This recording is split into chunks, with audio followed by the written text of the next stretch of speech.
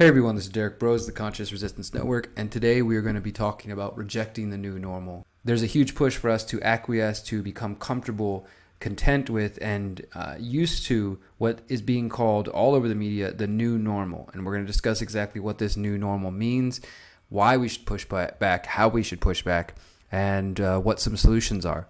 Because if you haven't realized it yet with all the shit going on now, solutions is the only thing that matters at this moment.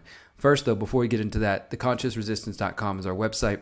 It is, of course, the home for the Conscious Resistance Network. It's not only the place where I post all my content, but you might have noticed in the past few days we've got new content creators. John Bush, who's an old friend of mine, has joined the team.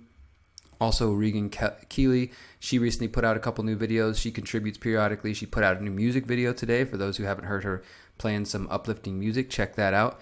And if you, especially for those of you who are maybe quarantining or self-isolating, if you are going to be at home and you have content you want to create, essays, poems, podcasts, vlogs, and you fit the message and the ideas that we promote here, no QAnon garbage, no Trump is a hero, no government worship, things of that sort, but, generally in the same viewpoint as we are, at least in the same area, then reach out and we can get you plugged in and we can help share your work, because that's the reason I do this. Because as my work grows as an individual, as I've been doing this for the last 10 years, I want to share other people's work and we can all collectively grow, especially with everything we're dealing with now.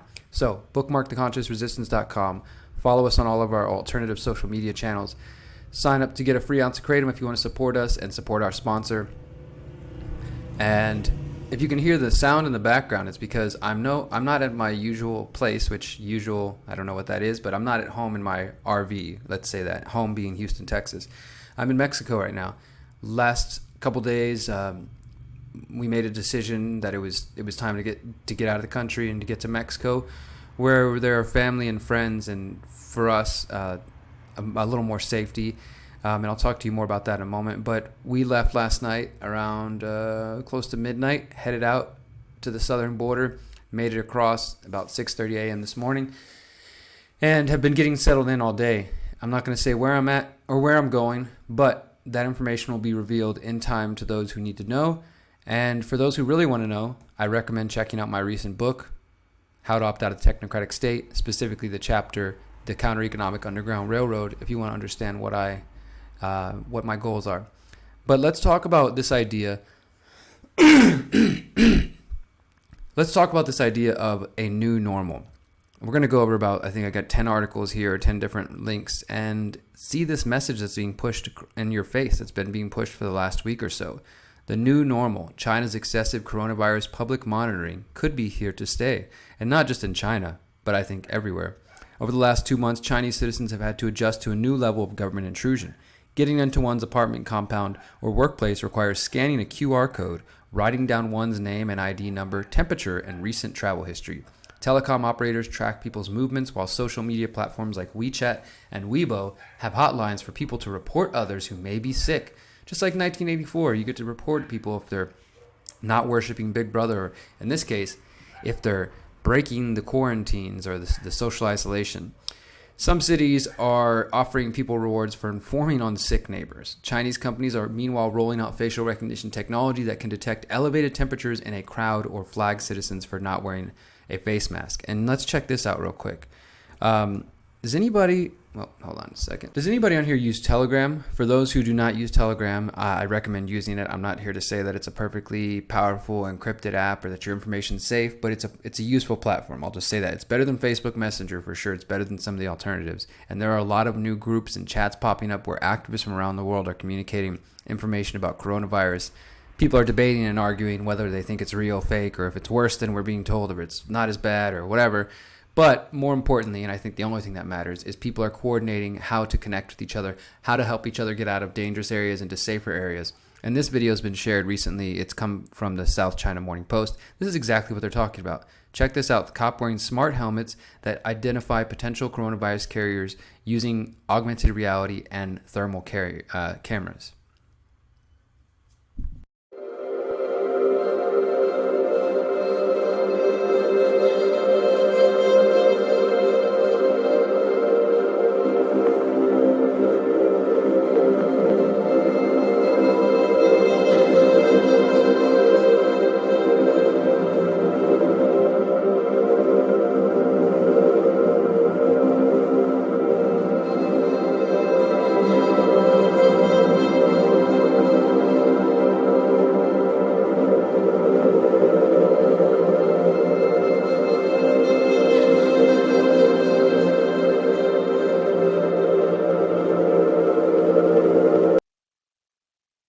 right, so that's just an example of the technology we're reading about. And again, right here, I'll show you guys, trying not to show you my personal information, but here is a group called Need to Know News. Here's COVID-19 report. This is a really good one. We have channels set up for people to get plugged into information that they need to know. I recommend joining Telegram, and I can plug you into that. So yeah, China's using facial recognition technology. A range of apps use personal health information of citizens to alert others of their proximity to infected patients, so that you could, oh no, there might be somebody infected near me. And that sounds very useful in some ways, right? Like, if you find out, hey, there's 100 infected people all hanging out at the mall, well, you probably want to avoid the mall. But if you look over here to this bottom left, also from The Guardian, Chinese social media censoring officially sanctioned facts on coronavirus. And of course, The Guardian talks about China, but guess what? So is the US, so is Facebook, so is Google. And they all talked about this in Event 201. If you don't know what Event 201 is, go back to our website, look up our previous coronavirus videos, the videos I've done about Event 201, and you can see Event 201 unfolds, and you can learn more about that. But this is the real results, right? People are dying. I'm not going to say nobody's dying. I'm not going to argue with you about whether this is worse than the seasonal flu or whether, we're being lied to about that. That's not what this video is about. What this video is about is you are being conditioned to adjust to the new normal, which is surveillance state, which is monitoring of our behavior, health surveillance, medical surveillance, as James Corbett talks about, medical martial law. And since 9/11, and even prior to 9/11, in the United States and abroad, other countries have similar bills. We have been conditioned to accept these things, and they have been putting all the pieces in place. They've been passing laws and legislation that allows them to do all this. You guys want to sit there and cry about your rights and say, oh, they're not going to force vaccinate me, or that's illegal, it's unconstitutional. Well, no, according to them, the Supreme Court says they can do it. According to them, this particular law says they can do it. They think they can do whatever the hell they want, and they're going to get away with it unless you do something about it. I'm not going to tell you what to do, you decide, but my point is the Constitution is just a piece of paper. Constitution of the United States, Constitution, the Bill of Rights, all these things are pieces of paper. They're ideas, they're nice, they kind of point to ideas that we should maybe uphold and live by, but the governments don't live by them. They do whatever the hell they want, and whether it's 9/11, economic collapse, or a pandemic, they're going to take advantage of it. MIT, Technology Review, we're not going back to normal. Social distancing is here to stay for much more than a few weeks. It will upend our way of life in some ways forever. Do you get that? Do you see this message that's being pushed into your head? And this one I do recommend reading because it does have some interesting points here. They're looking at data and they're showing like ICU cases and spikes in that. And essentially this person's writing this says that what we should do is have a model of social distancing for months. So he says the researchers conclude social distancing and school closures would need to be enforced some 2/3 of the time, roughly 2 months on and 1 off, until a vaccine is available, which will take at least 18 months if that works at all. So they're literally saying for the next year and a half, we should be quarantined and social distance, schools closed and everything for 2 months. Then we come back for 1, and then we go off and come back for 1. And they say that might not even solve the problem. They say that if you let people out of social distancing and mass quarantines, well, the spread could take place again, and it'll come back, and it'll be worse. And so, they're literally just saying we're going to be living in a state of pandemic. In the short term, this will be hugely damaging to businesses that rely on people coming together in large numbers. Restaurants, cafes, bars, clubs, gyms, hotels, theaters, cinemas, art galleries, shopping malls, craft fairs, museums, musicians and other performers, sporting venues, conference venues, cruise lines, airlines, public transportation, private schools, daycare centers. And they go on and on. They also talk about how these creative ways that, society could change and adapt. That's what it's all about. Just adapt to this change. Get used to it. It's going to happen. And right here it says, ultimately, I predict that we'll restore the ability to socialize safely by developing more sophisticated ways to identify who is a disease risk and who isn't, and discriminating legally, they say, against those who are at risk. Israel is going to use cell phone location data with which its intelligence services track terrorists to trace people who've been in touch with known carriers of the virus. Singapore does exhaustive contact tracing and publishes detailed data on each known case. So, again, using technology to control and monitor our lives and to make sure that we're safe. And we don't know exactly what this new future looks like, but one can imagine a world in which, and this is it, this is the image, this is what you are being prepped for. To get on a flight Perhaps you'll have to be signed up to a service that tracks your movements via your phone. The airline wouldn't be able to see where you'd gone, but it would get an alert if you've been close to a known infected person or disease hotspots. There will be similar requirements at the entrance to large venues, government buildings, or public transport hubs. Do you get that? Similar requirements at entrance. This is what you're not going to be able to go in public unless you have proof of vaccination, or at least proof that you are not carrying COVID-19. And obviously they get to determine who carries it. There would be temperature scanners everywhere. And at your workplace might demand you wear a monitor that tracks your temperature or other vital signs. Where nightclubs ask for proof of age, in future they might ask for proof of immunity, an identity card, or some kind of digital verification via your phone showing you've already recovered or been vaccinated. I think I talked about this a couple months ago. Vaccine, Global ID 2020. It's all coming together. Again, apologize for the background noises, guys. I just can't really do much about it. If I'm going to record this, got to deal with a little bit of background noise. So you can read. I'm going to put all the links in below as typical. And this one is even more scary. In France, papers please. France adapts to life on coronavirus lockdown. This was just reported yesterday. The streets have been nearly empty in cities across France after the country went into lockdown at noon on Tuesday. The police have been out in force to ensure the new rules are being respected. Some 100,000 police have been deployed across the country to enforce the lockdown measures, with people only allowed to leave the home for officially sanctioned reasons, such as going to the work, shopping for necessities, or getting medical treatment. Anyone on the street must carry a signed document stating their reason for not being at home. Do you get that? A signed document. A signed document that decides if it's okay for you to go out and do official tasks. They did check and told me that for the next time, we have to have the document each time we go out along with an ID. I think it's very good. It's very good. We now have to eradicate this virus. And to do this, everyone has to confine themselves. If we don't confine ourselves, we spread the virus, and that's a bad thing. So yes, it's very, very good. The new normal, guys.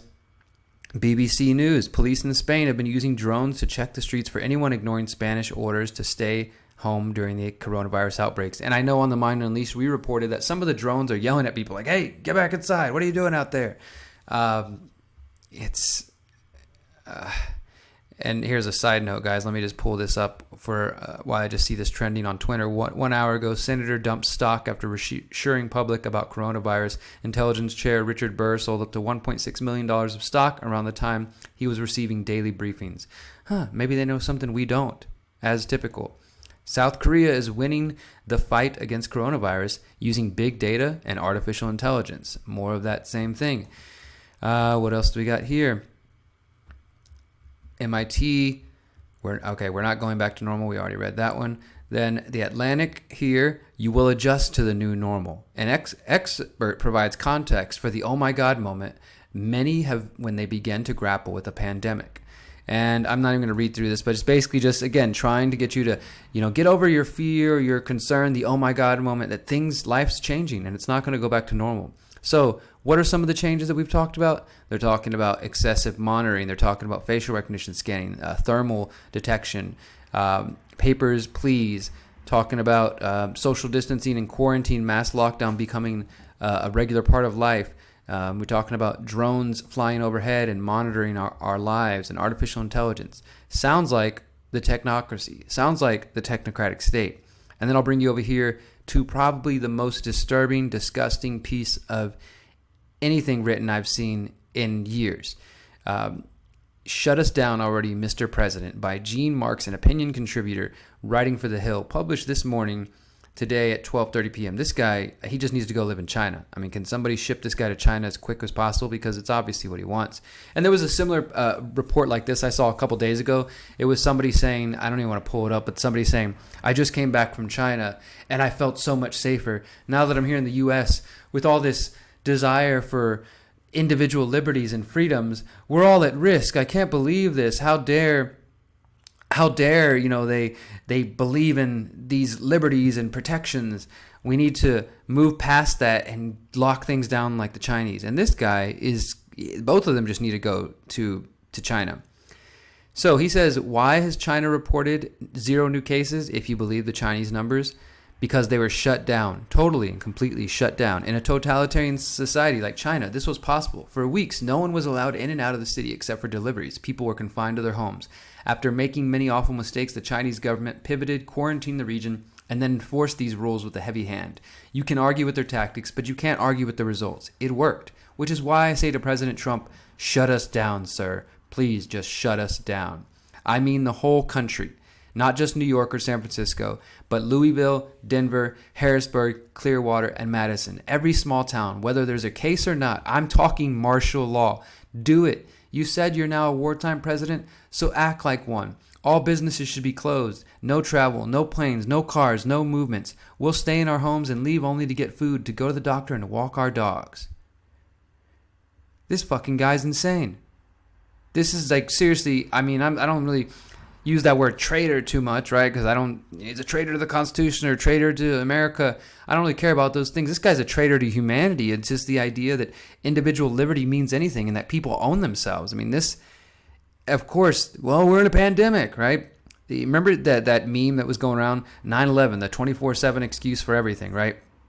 Well, this is going to be COVID-19, coronavirus, the 24/7 excuse for whatever the hell they want. I guarantee you, we're living in a world where people are going to talk about, like they do with 9/11, there was a world before 9/11 and there's a world after 9/11. There's going to be a world before COVID-19 and the world after COVID-19. And the world they want after is this new normal that they keep talking about.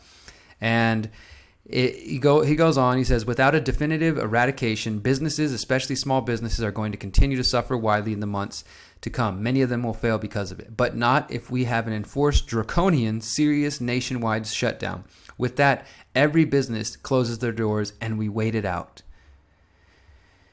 Oh, God. It's not as if no work will be done. I mean, this guy goes on. No more waiting around, no more fear, more uncertainty. People hit the streets, blah, blah. He said, we'll be back to normal by summer. Everything will be great. So please, Mr. President, just shut it down. Shut us down already. The whole country. We can take it. We're behind you because we know that the long-term economic impact, blah, blah, blah, whatever. Fuck that guy. Gene Marks. This guy is, like I said, please go find him on Twitter. Talk shit to him. Do whatever. I mean...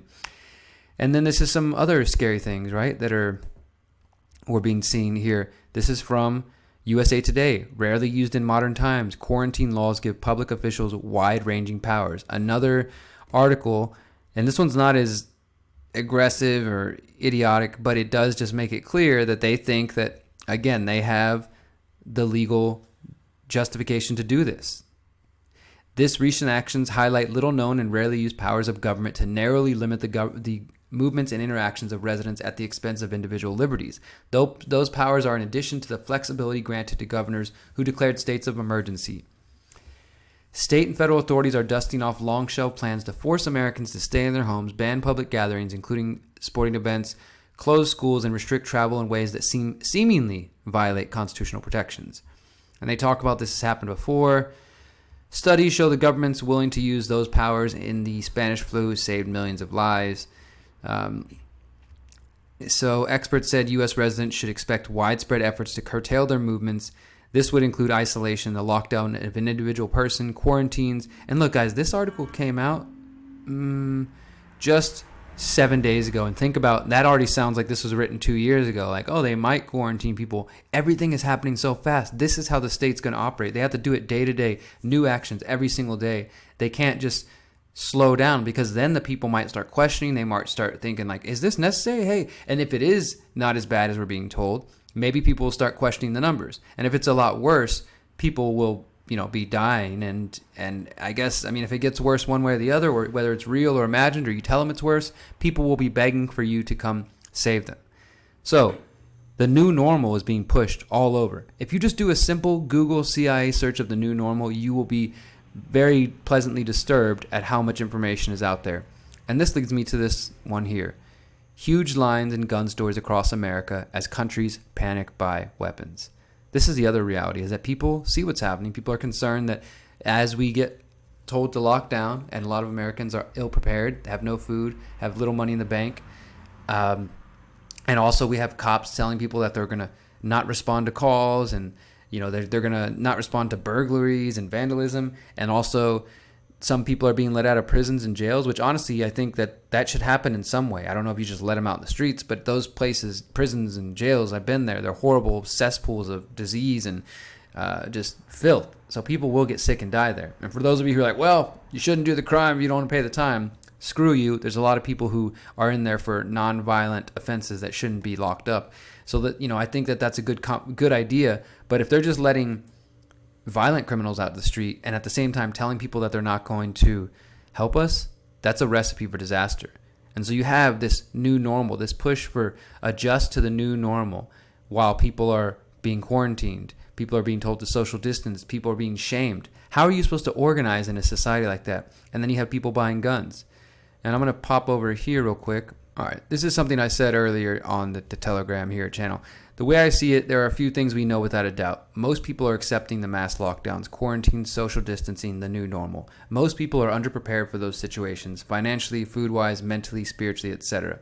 The police in different places are announcing the release of prisoners, and they will not be arresting people for some crimes such as burglary. The National Guard and military are being called into various cities and countries around the world. The economy is in for a tumble, and most people are again unprepared.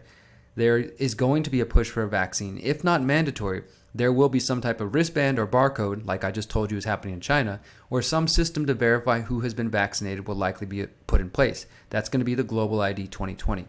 But we don't know the origins of this virus. Look, we don't know. No matter how many YouTube channels and YouTubers want to proclaim we got all the answers, we don't know. And we don't know how bad it really is or how long it's going to last because we don't know which countries are lying, if they're exaggerating, if they're downplaying it. But the things that we do know, these 6 things that I just pointed out that we do know are happening and are going to happen, are enough to say it's time to get ready in whatever way that means to you. Which brings me to this last link, freedomcells.org, freedomcells.org, freedomcells.org. We're undergoing an upgrade right now. If you go to the website and you log in, you're going to see this pop-up that I just posted. Friends, I'm writing to you during a very trying time. All of us, brothers and sisters from around the world, are dealing with chaos. We are dealing with a growing police state, the potential for economic downturn like never experienced, and the massive growth of the technocratic state. It's a difficult time to say the least. This is what makes Freedom Cells more important than ever. Please make sure to share the website with everyone you know and encourage them to sign up. We've been having some email and password issues, and those are being resolved right now. And by the way, the website should be completely redone and ready to go by tomorrow. Please be patient and keep spreading the word. I know we can be the ones who are thinking ahead and planning for the future. Our friends and family are going to look to us for answers. It's time for each of us to step up to the plate and become the leaders we are meant to be. It's time to let go of that doubt and to step into your true power. And of course, if you haven't seen our most recent video, Freedom Cells Surviving and Thriving During a Pandemic, watch that one. But come here and check out the website, sign up, create a cell, a group, get organized, use this digital platform while you're quarantined or self-isolated or whatever, social distancing, to get organized. And as I wrote in my most recent book, How to Opt Out of the Technocratic State, which you can, of course, download for free and purchase if you want, at some point, you're going to have to break the law. If the law says it's illegal to go outside, if the law says it's illegal to talk to people, if the law says it's illegal not to get vaccinated, at some point, you're going to have to stand up and break the law. Or you're just going to submit. You're either going to submit and you're going to sell you and your family and your future out, or you're going to step up to the plate and you are going to do whatever is necessary. I would like to avoid as much violence as possible. I'm trying to build a better world, build a better future. And that's why I talked about this yesterday in my video, Intentional Community 2020. The Conscious Agora. Find out more about that if you want to get organized. And as I said in the beginning of this video, I'm in Mexico right now for the foreseeable future. I don't know what to expect. I don't know when the next time I'm going to see my RV or see my friends or see my family. And that's a current reality because we don't know what's about to happen next. But this is a decision I made, and I believe it'll be the best decision in the long term. I want to work with those of you who give a shit. But what matters most right now is to reject the new normal in every way possible. Talk to your friends and family. Get them to see that this is not normal. This shouldn't be a normal that we accept. And to get them to question how quickly the governments around the world are moving and grabbing power. Otherwise, nobody's going to come save the day. Nobody, stop believing QAnon and all this bullshit. This is not some cover for mass arrest, you delusional fucks. This is tyranny, and they're seizing power left and right. And the only thing that's going to stop them is the people reject it. The hearts and the minds of the awakened step up. And don't give up on your brothers and sisters who don't see what's going on right now. Communicate to them. Talk to them. I've had to call my family and my friends and people who kind of know what I'm about and what I believe in, but even level with them more and be like, guys, I think this is it. Maybe I'm crazy, but I'm going to Mexico. I'm getting out of here and I want to help you. Let's work together. And I'm sure some of them hung up the phone and was like, wow, that guy's paranoid, or they still think I'm blowing things out of proportion. I don't care. We have to make an effort. If you care about people, make an effort to reach them, talk to them, share videos with them, share content with them, sit down and have a face-to-face, eye-to-eye conversation. Open your heart, open your ears, speak to them from within, and they'll listen. They might not do what you want them to do. They might not come with you or exit and build or hold down the fort or whatever you want, but they will listen. So that's my message for you guys tonight. Reject the new normal. One last thing I want to share with you guys is a new documentary came out tonight. I'll be watching it. It's called After Truth, Disinformation and the Cost of Fake News. And it was released by HBO. It's available via HBO and Amazon Prime. It's an hour and a half.